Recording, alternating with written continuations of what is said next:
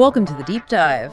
Today we're digging into the stock market action for April 22nd, 2025. Yeah, and we're using the Grok Trade summary as our guide. Right. The idea is to pull out the really key insights from their report, give you a clear picture of the day without getting, bogged down. Exactly. Just the essentials, what moved, why it might have moved, and what to watch for. Okay, so let's jump in. Grok Trade flagged a pretty significant rally today. Oh, yeah. Broad-based.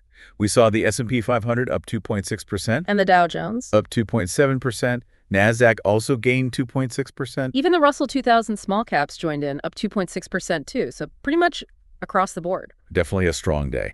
And Grok Trade really zoomed in on some technical levels. Okay. What specifically? They're pointing to the 20-day moving averages for these indices and also daily chart resistance trend lines. Okay, so the 20-day moving average, that's like the average closing price over the last month or so, gives you that short-term trend. Precisely. And breaking above it can be a bullish signal. And the resistance trend lines? Those are like ceilings the price has hit before and bounced off. You got it. Levels where sellers have tended to step in. So Grok's asking, basically, can the market push through these levels now? Or is this just a bounce that might fizzle out near that resistance? Exactly.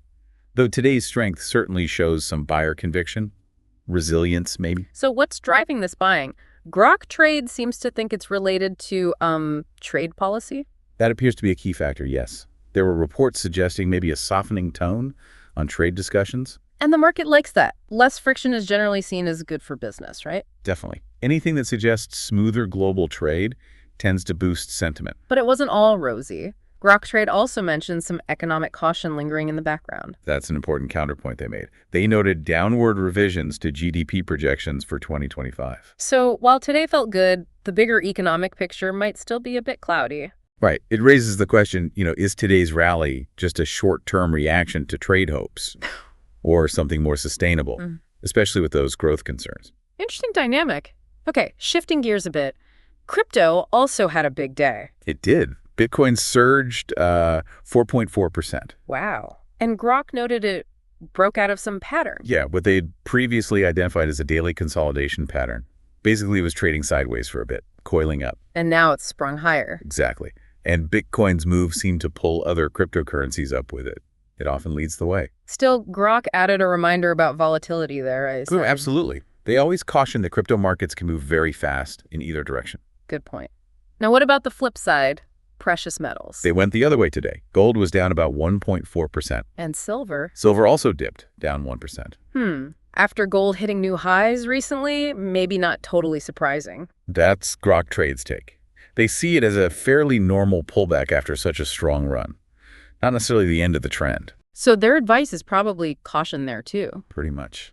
They suggested waiting for clearer bullish patterns to reemerge before considering buying dips in gold. Prudent, really. Okay, so let's wrap this up. Key takeaways seem to be a strong stock rally, possibly tied to trade optimism. Right, but facing key technical resistance levels that need watching. And set against a backdrop of some caution about longer-term economic growth. Yep.